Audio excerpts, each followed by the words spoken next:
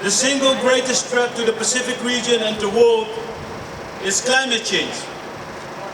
Therefore, the preservation of West Papua's environment is vital to maintaining essential ecological services that stabilize and regulate global climate systems, safeguard biodiversity, and ensure the survival of humanity.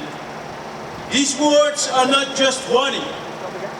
They are a call to action, a call that Pacific youth and leaders have sounded for decades as we stand on the front lines of a crisis we did not create.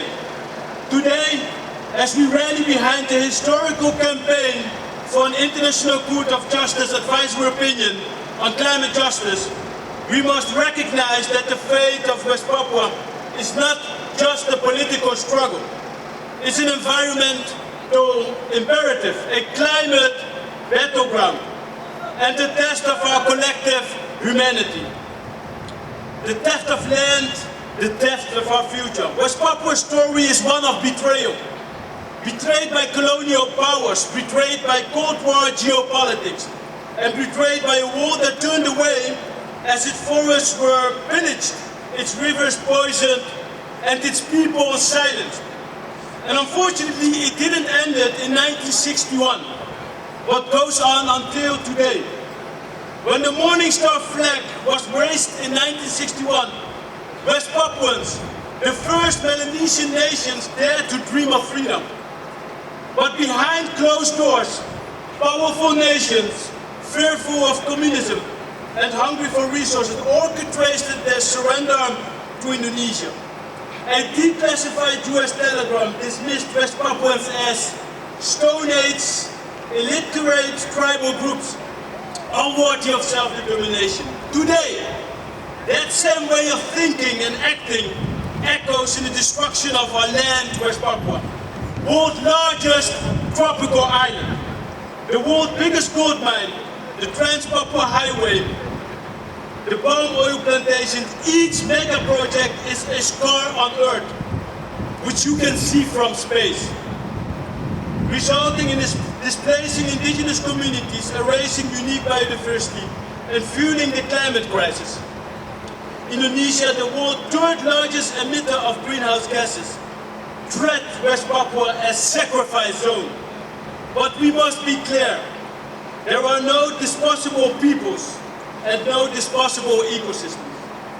For Pacific nations, small island states, and vulnerable coastal communities, climate change is not abstract.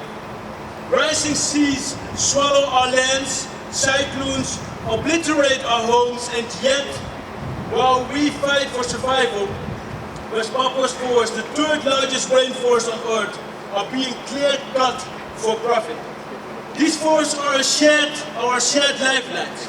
They are our carbon sinks, weather regulators, and the guardians of irreplaceable biodiversity. The Pacific knows the cost of inaction. That's why we demand an ICJ advisory opinion to hold polluters, investors, and politicians accountable. But justice cannot stop at borders. If we ignore West Papua's plight, we ignore the deforestation that accelerates our drowning. Indonesia, the world's largest producer of nickel, a top exporter of palm oil, and one of the top 3 greenhouse gas emitters, has no moral right to sit at any table and talk about climate solutions. Meanwhile, West Papua, with its 60,000 plus years of indigenous wisdom in stewarding the world's largest tropical island, New Guinea, and the third largest rainforest, must be recognized by every nation or NGO that claims to fight for climate justice. A green state vision, a path to liberation. West Papuan leaders are not just resisting destruction, they are shaping a world after liberation.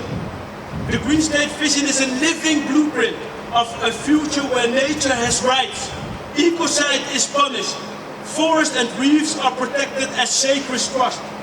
Power is decentralized, indigenous custodians, not corporations and their foreign governments, govern the land. The economy serves life, not extraction. Only justice, balance, and reciprocity. This living blueprint is a testimony to West Papuans and many other indigenous communities in the Pacific and around the world are offering us. The world's silence on West Papua is complicity.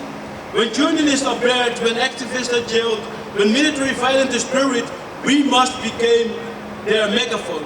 So thank you, PASFCC, World Youth for Climate Justice, and other friends around the globe for standing next to West Papua, giving us a voice, but also for inspiring the world, other movements, and especially big NGOs, where your journey towards this historical ICJ advisory opinion is an uphill battle against all odds. As we have seen in the documentary Yumi, which means you and me, and which is a Vanuatu word in Bislama.